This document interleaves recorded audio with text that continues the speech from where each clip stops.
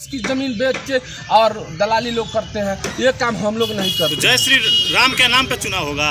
इंशाल्लाह पर लोग वोट मांग सकता है तो हम जय श्री राम पर मांगने में क्या गुंजाइश है जी, क्या दिक्कत है? हम अपने धर्म का नाम पर लेने में हमको कोई दिक्कत नहीं है। तो राजनीति में धर्म का जो झोंका लगना कितना उचित मानते हैं आप? देखिए, इंशाल्लाह कह के कुछ लोग वोट मांग रहे हैं, अगर हम जय श्री राम कहते हैं तो हमको क्या गलत कह रहे हैं? हम अपने धर्म की जिस धर्म से आते हैं तो जिस धर्म में हम बात करते हैं। नगर परिषद चेयरमैन का जो पेमेंट है 12,000 रुपया है। अब 12,000 के लिए 4 गाड़ी 200 आदमी घूम रहे हैं, तो ये कहाँ तक उचित है? देखिए, भाड़े के लोग लेके आए हैं, बहुत सारे लोग भाड़े पे आए हैं। अब भाड़ा लगा के देहात से लोग लेके आते हैं, वो कमाने के उद्देश्य से चुनाव लड़ रहे हैं। हम लोग सेवा भावना के उद्देश्य से चुनाव लड़ रहे हैं। हमारे साथ कोई भाड़े के नहीं है, अपने पैसे खाकर और अपने गाड़ी में हम लोग तेल डलवा कर बबलू शाह को मदद कर रहे हैं। मोहन जी, आपको कहीं नहीं लग रहा है कि जय श्री राम के नारे लगाने से माइनॉरिटी वोट कट जाएगा? अरे उससे हमको डर नहीं है, जय श्री राम मेरा खून में है तो जय श्री राम बोलेंगे। वोट की विजय जुलूस परिवर्तन लाएगी, बिल्कुल लाएगी, बिल्कुल लाएगी। डंके की चोट पर कह रहे हैं विजय जुलूस लाएगी। अच्छा, जुम्मे के दिन आप बोले थे कि जाम लग जाता है, उस पे क्या कहिएगा? जाम लगता है तो जाम लगता है, और अब रोड पर बैठकर नमाज पढ़ना कोई उचित नहीं है, गैर कानूनी काम है। क्या कहे हैं? आज चुनाव से संबंधित प्रेस कॉन्फ्रेंस हो रहा है। बिहार में पहली बार चेयरमैन और उप चेयरमैन का चुनाव जनता के माध्यम से हो रहा है, और ये चुनाव 28 तारीख को होगा। बिहार नगर परिषद क्षेत्र के हमारे सभी सम्मानित जनता को 3 वोट देने का अधिकार मिला है, और उसी में सिवान नगर पालिका क्षेत्र भी आता है। और इस सिवान नगर परिषद क्षेत्र से संगीता देवी चेयरमैन प्रत्याशी हैं, जिनका चुनाव चिन्ह टाइपराइटर छाप है, जो 11 नंबर अंक पर अंकित है। और सिवान की जनता से विनम्र निवेदन है कि आप लोग 11 नंबर पर टाइपराइटर छाप पर वोट देके भारी मतों से विजयी बनाएं। प्रेस कॉन्फ्रेंस करने का खास उद्देश्य क्या है? ये प्रेस कॉन्फ्रेंस का मेरा उद्देश्य है कि आप लोग के माध्यम से सिवान की जनता को बताना है कि सिवान की जनता भली भांति मुझे जानती है। सिवान में जितना भी हो सकता है मैंने सिवान की जनता के लिए कार्य किया है। लगातार विगत 20 वर्षों से मैं सिवान की जनता की सेवा में लगा हूँ। चाहे रामनवमी हो, छठ हो, दीपावली हो, दशहरा हो, महावीर पूजा हो, कोई भी पर्व पड़ता है मैं बढ़ चढ़ कर भाग लेता हूँ। सिवान की जनता के साथ मैं कदम से कदम मिला कर चलता हूँ। और ये लड़ाई चूँकि नगर परिषद के प्रत्येक व्यक्ति को वोट देना है चेयरमैन में, ये जनता की लड़ाई है। और सिवान की जनता मान सम्मान और विकास के लिए मेरा समर्थन कर रही है। और एक बात और मैं सिवान की जनता को बताना चाहता हूँ कि आप सबसे विनम्र निवेदन है कि आप मेरे साथ एक कदम चलिए। बबलू शाह, संगीता देवी आपके साथ 10 कदम चल के दिखाएगी। सिवान में जो आज नगर परिषद में जो भ्रष्टाचार का माहौल है, आज पूरा सिवान शहर गंदा है। आज जहां देखिए पूरा सिवान शहर गंदगी का अंबार से भरा होता है। प्रदूषित में सबसे निचले पावदान पर आया है सिवान शहर। उसके बाद सिवान शहर में बहुत सारी समस्या है, जैसे जाम की समस्या है। सिवान शहर में कहीं भी छोटे छोटे बच्चों के लिए कहीं एक पार्क नहीं है। हमारे माता बहनों के लिए कहीं घूमने के लिए कोई पार्क नहीं है। हमारे युवाओं के लिए दौड़ने के लिए कोई ट्रैक नहीं है। हमारे युवा साथियों के लिए कोई ओपन जिम नहीं है। क्योंकि सिवान शहर नगर परिषद का जो कार्य होता है, ये सारा कार्य नगर परिषद क्षेत्र के अंदर आता है। लेकिन आज भी सिवान नगर परिषद क्षेत्र में बहुत सारी कमियां हैं, और सिवान की जनता मुझे समर्थन कर रही है। और मैं चुनाव इसकी जमीन बेच के और दलाली लोग करते हैं, ये काम हम लोग नहीं करते। तो जय श्री राम के नाम पे चुनाव होगा। इंशाल्लाह पर लोग वोट मांग सकता है तो हम जय श्री राम पर मांगने में क्या गुंजाइश है जी, क्या दिक्कत है? हम अपने धर्म का नाम पर लेने में हमको कोई दिक्कत नहीं है। तो राजनीति में धर्म का जो झोंका लगना कितना उचित मानते हैं आप? देखिए, इंशाल्लाह कह के कुछ लोग वोट मांग रहे हैं, अगर हम जय श्री राम कहते हैं तो हमको क्या गलत कह रहे हैं?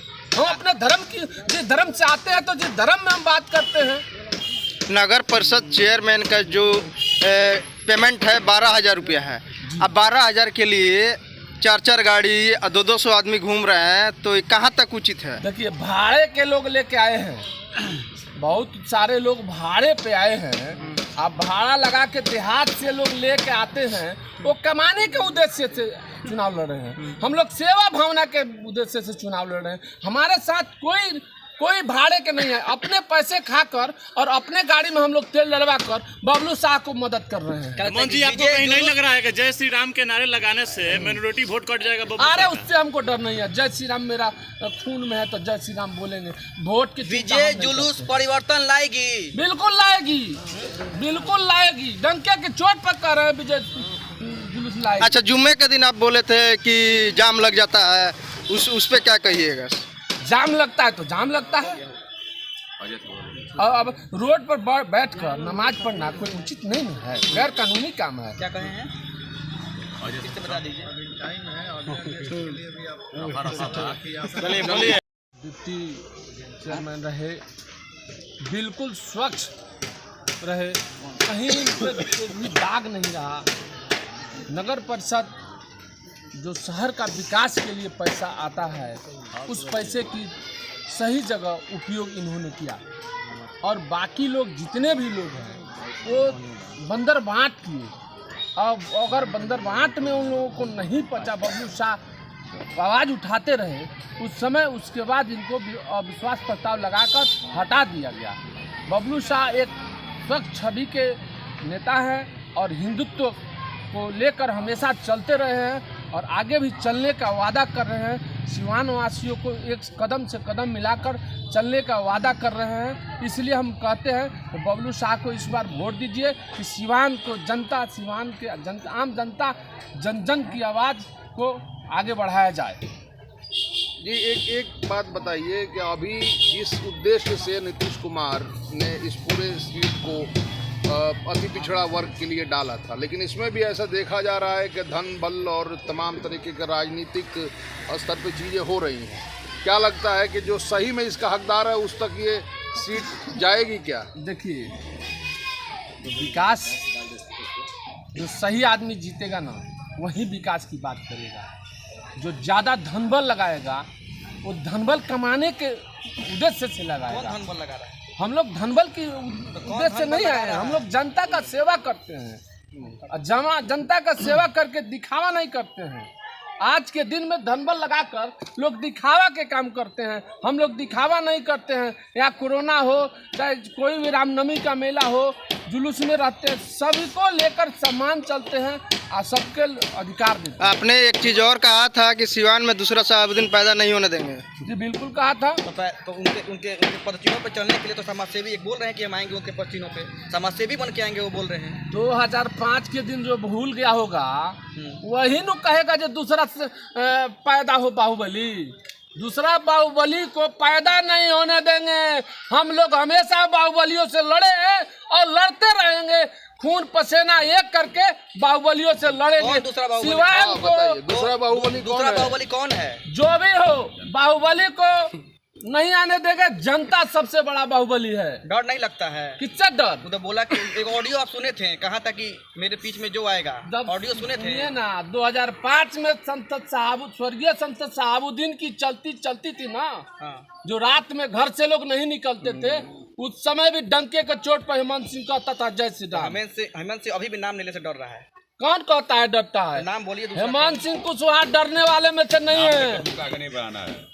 डरने वाले नहीं है ना। आज कल भी नहीं डरे थे, आज भी नहीं डरेंगे, आगे भी नहीं डरेंगे। अच्छा, हेमंत जी, जय श्री राम पे चुनाव होगा। हेमंत जी, एक और अहम सवाल। हेमंत जी, वो कई तरह के वादा कर रहे हैं। कभी बोलते हैं कि मैं वैश्य समाज के साथ हूँ, कभी कहते हैं कि मैं सामुदायिक, कभी दलित। किस समाज के साथ? देखिए, वो कई समाज के साथ बोलते हैं। देखिए, एक ही बात बता रहा हूँ, वैश्य हो या हमारे हिंदू धर्म के जो भी जातियाँ हो, हम जातियों को लेकर राजनीति करने नहीं आए।